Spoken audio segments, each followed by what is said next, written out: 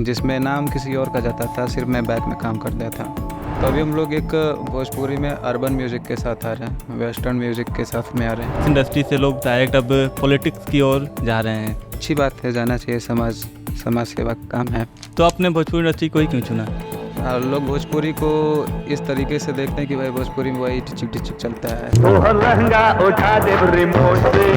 लेकिन ज़्यादा भोजपुरी बदनाम है।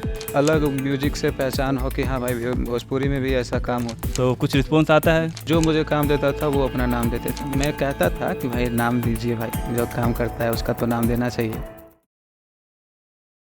हेलो दोस्तों, मैं हूं आरबी और आप सभी का स्वागत है द पॉडकास्ट जंक्शन शो में। तो आज हमारे साथ बहुत ही खास मेहमान मौजूद हैं जिन्होंने बनारस की गलियों से अपनी करियर की शुरुआत की थी। आज कई सारे हिट गाने इन्होंने दिए हैं भोजपुरी इंडस्ट्री को, जैसे कि छोड़ बलम मेरा पल्लू, आहो राजा और भी कई सारे हिट गाने दिए हैं। जो एक काफ़ी अच्छे music director, music composer and singer भी हैं। चलिए आज हम उनसे आपको आज रूबरू करवाते हैं हमारे गेस्ट विक्की वॉक्स जी से। आपका स्वागत है हमारे पॉडकास्ट शो में। Thank you. आप सबसे पहले बताएं आप कहाँ से हैं? मिर्ज़ापुर ज़िले में एक अहरौरा कस्बा पड़ता है, नगर है, वहाँ से मैं हूँ। और मेरा जो काम होता है जितना भी जो म्यूज़िक का काम है, और मैं सीखा भी हूँ वाराणसी से ही। वाराणसी तो कहा था महादेव का नगरी है। बिल्कुल, महादेव जी तो सदैव आप पे विराजमान है, आपके साथ है। महादेव की इच्छा के बिना। तो विक्की जी, जहाँ तक मुझे पता है अभी आप बैचलर ही हैं जी। तो शादी वादी का ख्याल? अब शादी वगैरह का ख्याल तो घर पे हमने छोड़ रखा है।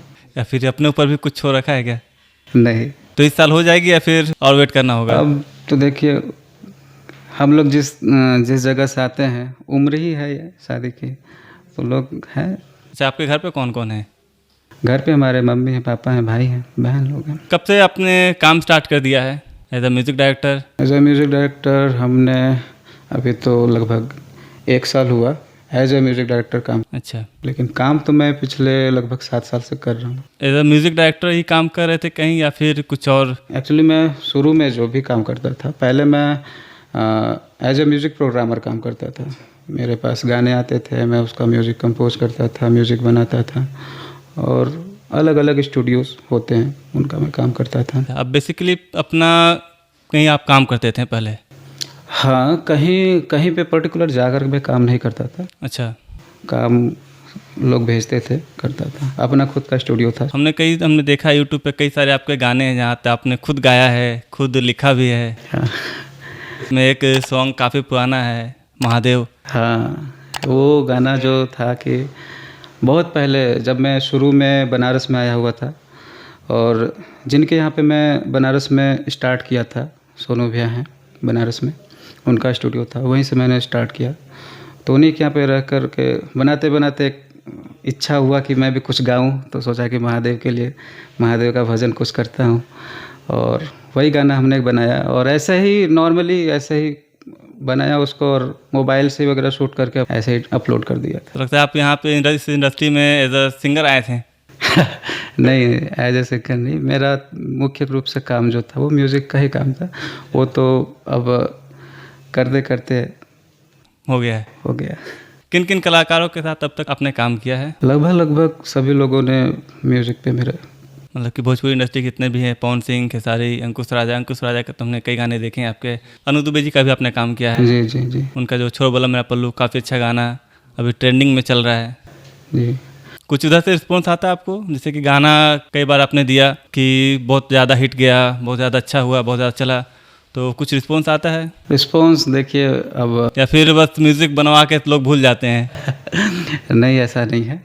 लोग काम कराते हैं, और हमारा फ़र्ज़ है कि हम अपना काम अच्छे से करें, उनका फ़र्ज़ है वो अपना काम अच्छे से करें। गाने आते हैं, हम बनाते हैं, बाकी जो भी है मिलियंस व्यू जो भी गाना चलता है वो सब तो अब जनता के हाथ में है। एक हमारा पर्सनल सवाल था कि कोई, जैसे कि आपने कोई म्यूज़िक बनाया, मिक्सिंग किया, तो कुछ होते हैं ना कि कुछ किसी को लगा कि कुछ चेंज करवाना है, कुछ ये नहीं बजवाना था, वो बजाना है, तो आपने कभी ऐसा होता है कि कुछ भी चेंज नहीं किया, वापस से फिर एक्सपोर्ट करके आपने भेज दिया वही फाइल, और आगे से जवाब आया कि नहीं बहुत अच्छा है, बहुत अच्छा है? नहीं, ऐसा सच बताइएगा ईमानदारी से। अब ऐसा होता है, जैसे कभी कभी होता है कि कुछ लोग बोलते हैं कि भाई इसमें ये रिक्वायरमेंट है, या ऐसा कुछ हो जाता है तो अच्छा। तो म्यूज़िक देखिए सिर्फ एक लोग का काम तो है नहीं, सभी लोग सिंगर्स, राइटर, हम म्यूज़िक कंपोजर जितने भी हैं सब लोग के मिल से ही एक टीम वर्क है। मिल करके ही काम करते हुए कोई बताता है या इसमें ये कर लीजिए, उसमें वो कर लीजिए, तो गाना और अच्छा हो जाता है। ये है, बाकी तो होता रहता है काम। तो आप बनारस से अभी काम करते हैं या फिर किसी और सिटी से? मेरा स्टूडियो बनारस में भी है और अभी फ़िलहाल में लगभग 1 साल हुआ होगा पटना में भी स्टूडियो है। तो आप सिर्फ अभी भोजपुरी इंडस्ट्री का ही काम करते हैं या फिर बॉलीवुड या फिर और भी किसी इंडस्ट्री के लिए? हरियाणवी भी काम करते हैं, वेब सीरीज़ का भी काम किया, लगभग अभी सभी, अभी जिंगल्स भी कर रहे हैं। तो आपने भोजपुरी इंडस्ट्री को ही क्यों चुना? हम कैसे चुन सकते हैं, काम करते गए स्टार्टिंग में, क्योंकि बनारस से थे हम, और बनारस में ज़्यादातर जो भी काम होता है वो भोजपुरी बेल्ट का ही काम होता है। और वहाँ पे जितने भी सिंगर्स हैं, लोकल सिंगर्स चाहे स्टार्स हैं, वो ज़्यादातर बनारस में ही आते हैं। तो स्टार्ट ही वहीं से हुआ, तो भोजपुरी से काम मन बनाया था कि म्यूज़िक डायरेक्शन में ही काम करना है या फिर लाइक जैसे कि मन बन गया चलो करते करते करते? नहीं, ऐसा नहीं था। मैं स्टार्टिंग में मेरा जो था हॉबी था कि मैं एक सॉफ्टवेयर इंजीनियर बनूं। तो एक लैपटॉप था मेरे पास, तो इच्छा था, ये इच्छा था कि म्यूज़िक अच्छा बनता कैसे है। रीमिक्स गाने सुनते थे कि बनता कैसे आखिर है, तो वहीं से इच्छा जाहिर हुआ। इंटरनेट वगैरह, यूट्यूब वगैरह, 2016 में जियो आया, उसके बाद से ज़्यादातर सीखना हुआ। जो म्यूज़िक में इंटरेस्ट दिखाते हैं, म्यूज़िक से जुड़ना चाहते हैं, उनके लिए कुछ? उनके लिए यही है कि आज की डेट में तो बहुत कुछ इजी हो गया है। जब हम शुरू किए थे तो उतना सुविधाएं अवेलेबल नहीं थी। अभी तो यूट्यूब है, फेसबुक है, सॉफ्टवेयर भी कई सारे आ गए हैं। अभी तो मोबाइल पे भी म्यूज़िक लोग कर ले रहे हैं। एआई आ गया है, बहुत ही इजी हो गया है, इजी टू यूज़ है सब कुछ। तो भोजपुरी इंडस्ट्री में कई अभी अश्लील गाने आ रहे हैं, ऐसा लोग कह रहे हैं, तो इसके बारे में आप क्या कहेंगे? अश्लील गाने देखिए हर इंडस्ट्रीज में है, सिर्फ भोजपुरी में है ऐसा नहीं है। और गाने हर तरीके के बनते हैं, अश्लील भी बनते हैं, डांस, लव, रोमांटिक, सब कुछ, सब तरीके के गाने बनते हैं।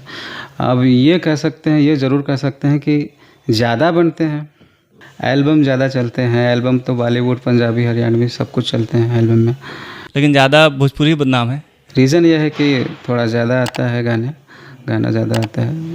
हमने कहीं देखा था कि हर रोज़ 4000 गाने इंटरनेट पे, यूट्यूब पे आ रहे हैं भोजपुरी के। हाँ, तो एक बहुत ही काफ़ी बड़ा नंबर है। क्या ना कि हमारे तरफ जितने भी सिंगर्स हैं छोटे कस्बे से हैं, कि कोई भी गाना अगर वायरल हो गया तो भाई बड़े हो गए, स्टार बन गए।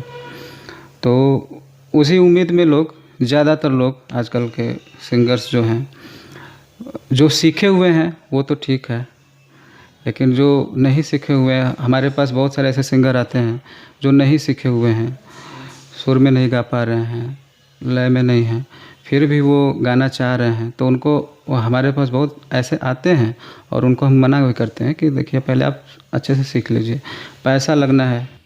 वो तो है। ऑडियो में पैसा लगेगा, वीडियो में पैसा लगेगा, और वो इन्वेस्टमेंट बिना मतलब का व्यर्थ जाएगा।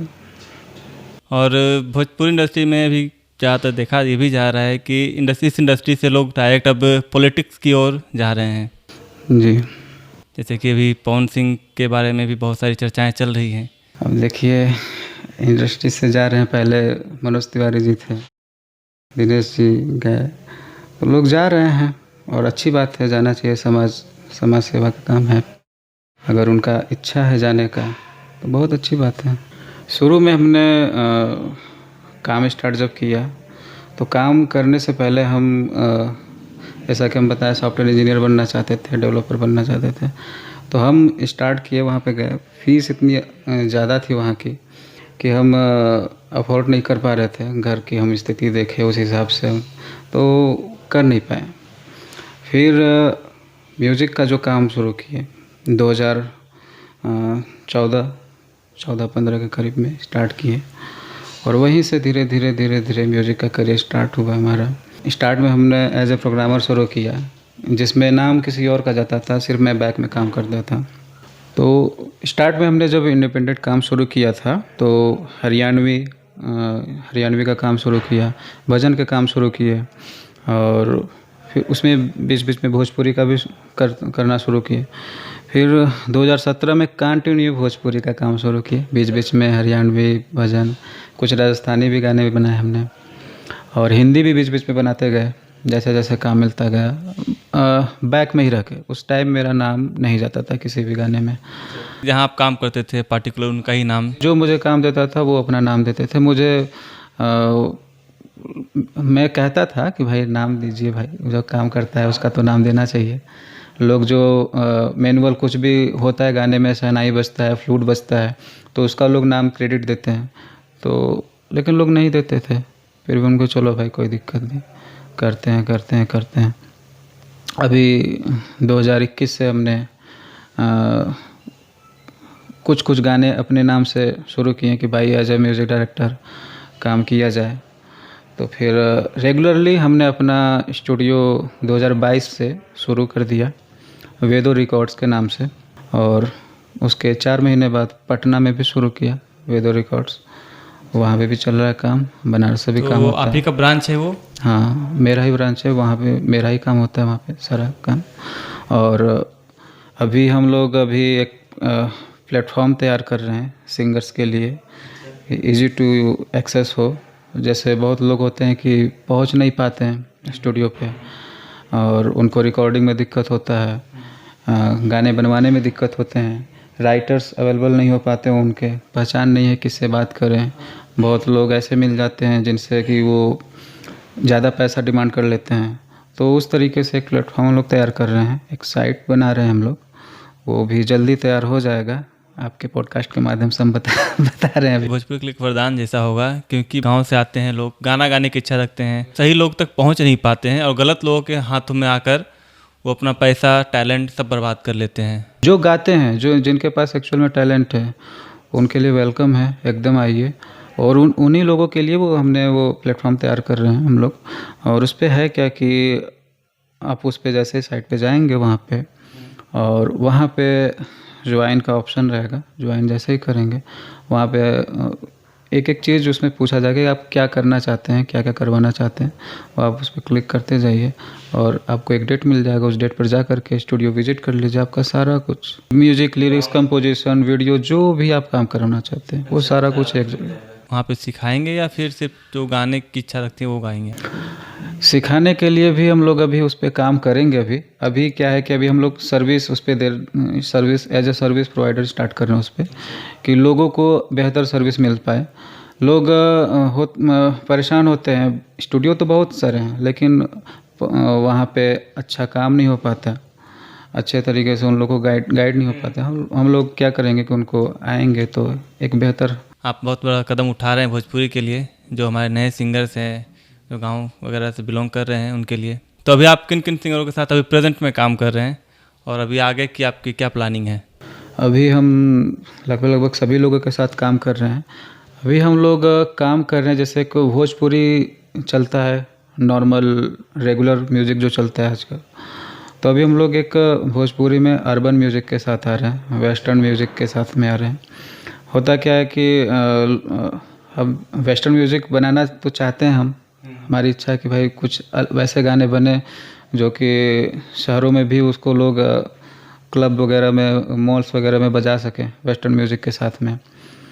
तो उस तरीके के म्यूज़िक को हम लोग बना रहे हैं। अभी अंकुश जी का म्यूज़िक किया अभी हम लोगों ने वेस्टर्न में, रघुनंदन हरी, आहो राजा।